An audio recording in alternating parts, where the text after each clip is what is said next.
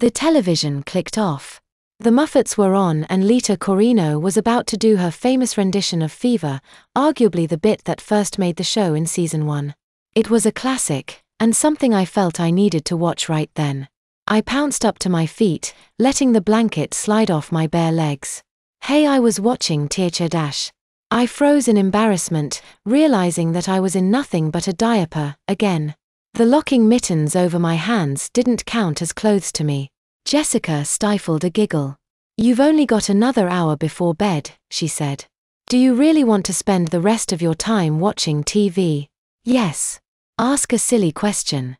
That day had not been good to say the least. As opposed to the inspirational mischief I'd achieved on Tuesday, and the catharsis of Wednesday, Thursday had gone particularly poorly for yours truly. At first, I'd tried crying all day but couldn't get it up to snuff quickly enough. Don't start that again, Clark, both warned. You're just being silly. True enough. I'd come across enough fake criers in my time to know when I was trying to be one. Grieving is a process. Emotions come and go and one can't force them. Best to just explore them while they're happening, and they weren't happening right then. My second mistake was deciding that I'd whoops all day. No, that had nothing to do with the state of my pants, though I was quickly finding out that the aftershocks of the training chocolate weren't done with me. Holding it in for upwards of a minute was still next to impossible. I just got painful warnings before the explosions occurred. Whoops, in this instance, was my attempt at painting the frog all day long. Grab a crayon and drop it.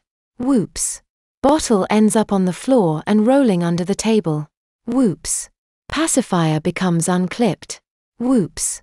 Puzzles. Whoops. Paper. Whoops, me trying to help by grabbing a whole stack of diapers from beneath Bof's changing table.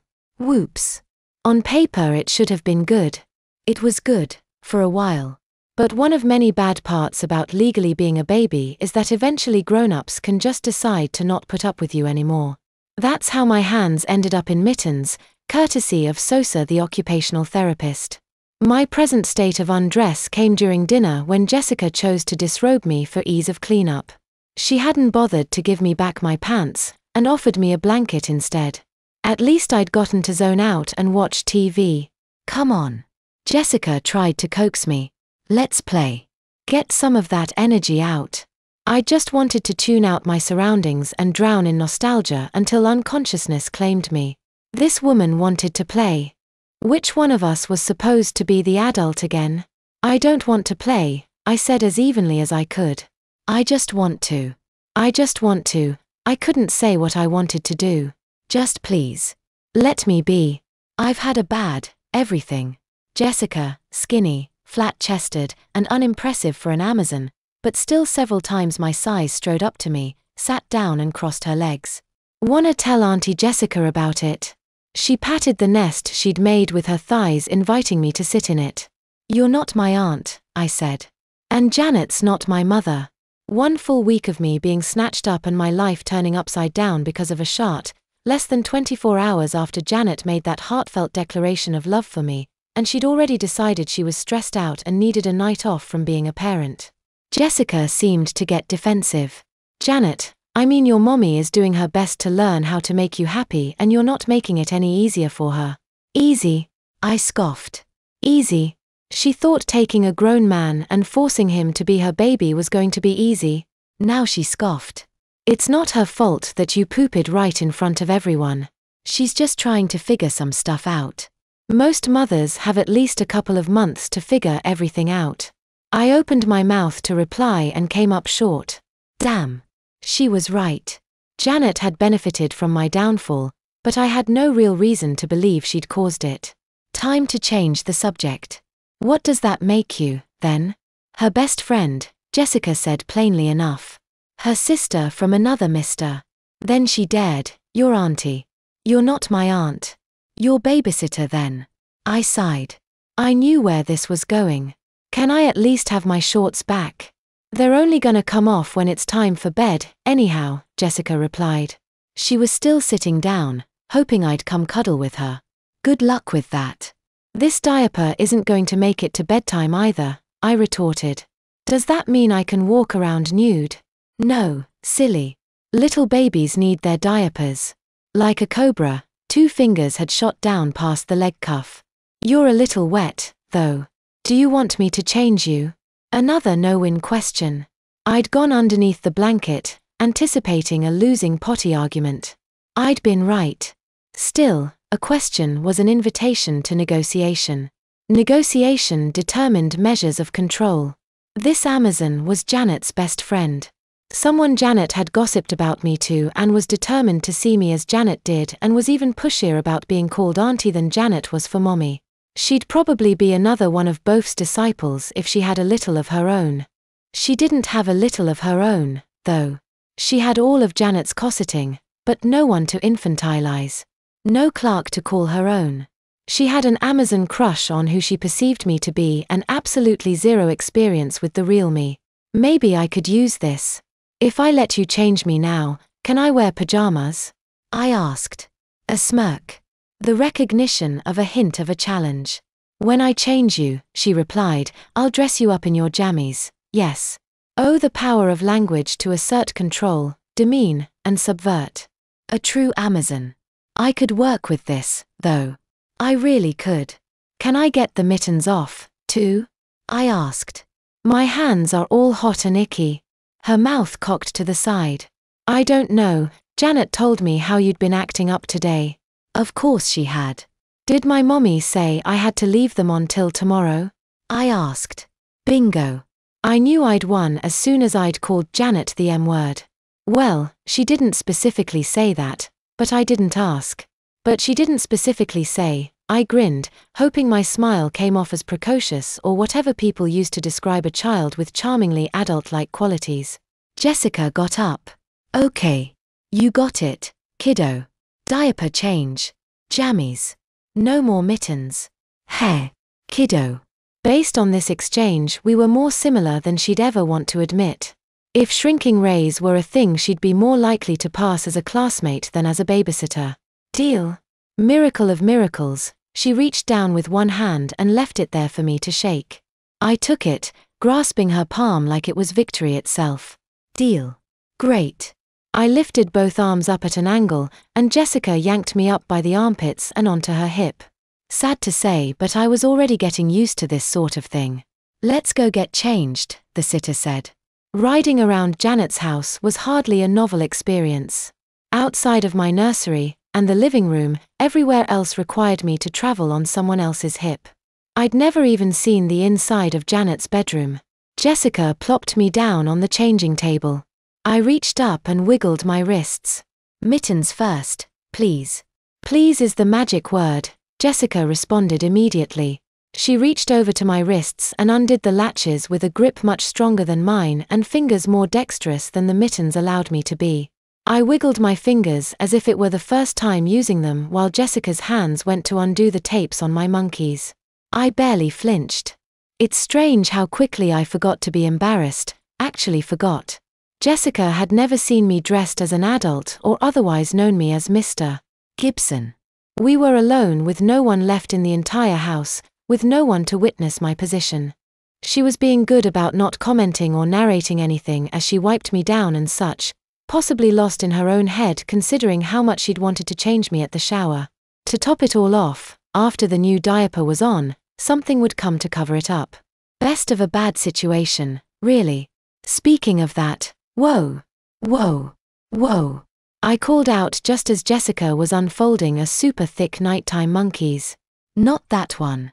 "Why not?" Jessica said. "You're about to go into your jammies. Might as well have your night diaper on. It's really hard to move around in those things." I said. "It's almost like a pillow." So. Crap, I needed a reason to gear to, idea. How are we supposed to play if I can barely move? Play. Laying down, completely naked, I shrugged. "Why not?" I quickly added, "My pajamas all have snaps in them. You can change me into one before you put me down for the night." That was enough. A regular daytime diaper took its place beneath me and I was powdered and taped in. The jammies I was buttoned into were sky blue, but at least the feet had tiny grips in the soles so that I could walk without sliding around too much. "So what do you want to play, cutie?" I was back on her hip and being taken back to the living room. Jessica's grin was almost identical to Janet's that first day that she took me. If she hadn't told me that she and Janet weren't related, I might have assumed based on that look alone. I looked around the room. I'd written a check to keep my thighs closer together. Now my ass had to cash it. I dunno, I said. The babysitter was more than willing to help. Peekaboo? No. Horsey ride? No. I mean you ride on my back, not my knee, the technically more adult of us said. Still no. She looked over to the unfolding obstacle course. We could. Nope. You're just full of no all of a sudden, aren't you, little guy? I exhaled and looked around the room. I was alone with a baby crazy Amazon that I'd just had some success at negotiating with. How could I turn this to my advantage? Inspiration. Hide and seek? I asked. Whole house. Jessica puckered her lips in thought. I don't know. The more I thought about it, the more I knew it was a good idea. What better way to get into every nook and cranny of this place than to pretend to be looking for a hiding spot? Come on, I goaded her. What's the worst that could happen? You might try to run away. Janet's friend said quickly enough. She wasn't cosseting on me so hard as to be completely oblivious to the fact that I was a little and not regressed. It was only natural to assume that I'd book it. I gestured to the kitchen where the nearest door was. Come on, I said. All the doors are baby-proofed with those special knob things. I hated using words like baby in place of little. I was just playing to my audience. And look at me. Even if I do get away, where am I going to go dressed like this? You could get hurt, and I won't be there to save you. My arms fidgeted, and I had to use my willpower to keep them still instead of gesticulating wildly. This is the suburbs. It's not like a great beast is going to eat me or something. Oh, the absurdity of it all. Yeah, but you might hurt yourself trying to hide from me or get out. You could get stuck, or crushed, or trapped. I exhaled.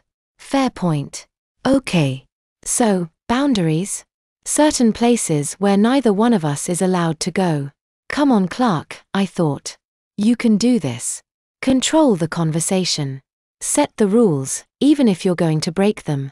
Jessica hemmed and hawed for a moment. All right. Let's talk boundaries. No hiding in the oven. Yikes. Did she really think I was so? I stopped myself. I could use this. Okay. No oven. No refrigerator either. Cabinets are okay though. That sounds safe enough, Jessica. No trying to get into the dryer or the washing machine, either. I made a show of thinking. Can I hide in the garbage cans? I had no desire to hide in the garbage cans. This was about getting concessions more than extra spots. Also, extra options on her mind could only help me. Ooh. Jessica's nose wrinkled. No way. You'll get disgusting, and I'm not giving you a bath so close to your bedtime. Empty them first, I said. Nope. I kicked at the carpet a bit. Okay. What about laundry baskets and hampers? That's okay. Jessica replied. She looked around the room. Hiding under chairs and tables is okay, too, but no messing with the sofa. You could get hurt. The game within a game was getting me excited. What about the bathtub? Under my crib? All good, she said. Anything else? Yeah, I said. No messing with the lights when you hide. No fair turning the lights off to make you harder to find. Harder to find?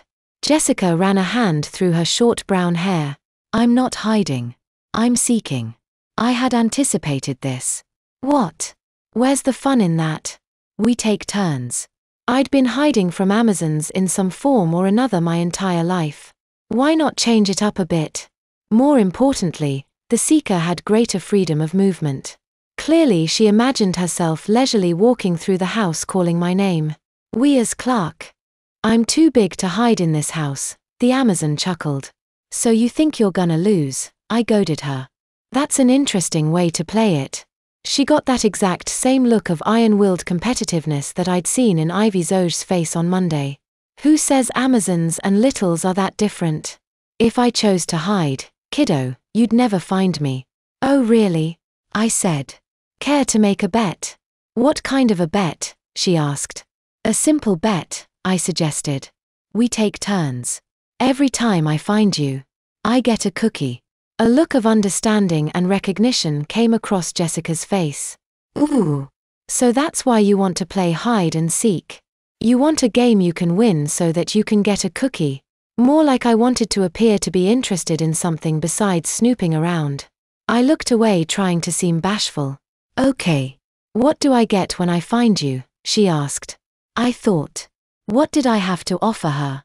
What to get for the girl who might not have everything, but it doesn't matter because you have no credit card. You can tickle me. Score. Again the hand came out, rather like an equal. Deal. We shook. She took out her phone and played with it for a moment. 1 minute to hide. 5 minutes to look. If the alarm goes off first, hider wins. I didn't like the time limit on snooping, but I knew where to push. Deal. Oh, and no going into your mommy's room. I just don't think she'd like it. What? I whined. We didn't negotiate that. Sorry, kiddo. Thumps the brakes. I'm pretty sure I'm older than you. She didn't seem too bothered by that fact. Take it or leave it. I huffed. Fine. I was totally going into that room. If I wasn't before, I was after that exchange. Jessica showed me the app on her phone. A 1-minute timer on vibrate followed by a 5-minute timer on speaker. You hide first. Ready. Set. Go. She put the phone down and covered her eyes. I started looking around for a place to hide.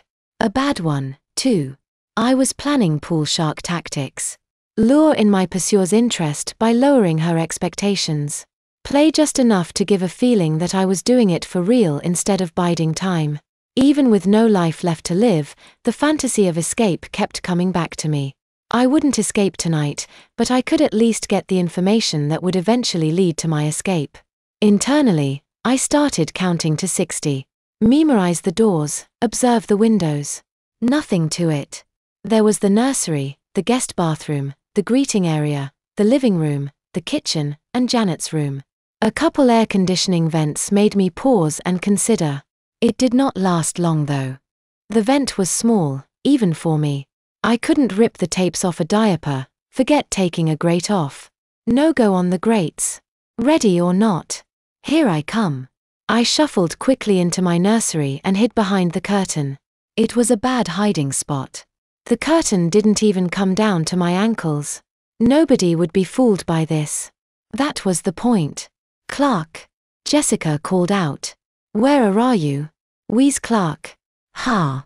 Called it. Her footsteps were practically thunder in the house. Where's Clark? I decided to speed up the inevitable and forced a childish giggle. Hee hee. Hee hee. I covered my own eyes and shuffled my feet in place. Maybe Amazons were secretly tuned into the crinkle? I didn't know. There he is. I felt the whoosh of the curtain being pulled back.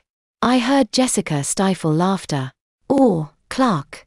It doesn't work like that. I know, I sighed. You know what that means. Already, Jessica's fingers were moving like spiders' legs. It's tickle time. I pressed myself up against the wall and let the panic fill my eyes. Wait. I called out. If I find you, will I get a cookie right away? Jessica grunted. She clearly hadn't considered that. No. I think if you get any cookies, you'll have to wait till we're done playing. She started making like a cat that had cornered a mouse. Then how is it fair, I asked, that you tickle me every time you find me? The tickle monster stopped. Fair enough, she said. But I'm gonna give you a really big tickle before bed then. It'll be worth 2 or 3 tickles put together. Good thing I'm wearing a diaper, then, I replied. Those are 7 words I never thought I'd say in that order. The thought of somehow tickling me until I peed myself caused Jessica to bubble up. Okay, she said. Your turn. She grabbed my hand and led me back to the living room. She took her phone out and reset it. Ready? She had no idea. Close your eyes. I did. Go. I inhaled and slowed my breathing, waiting the full minute until the phone vibrated. No sense in cheating. Not yet. Not like this. I didn't actually want that cookie. I started to prowl through the house, doing my best to hope that the diaper wouldn't give away my position. Neither did I call out Jessica's name. I didn't want her to know where I was. Now was the time to really hide.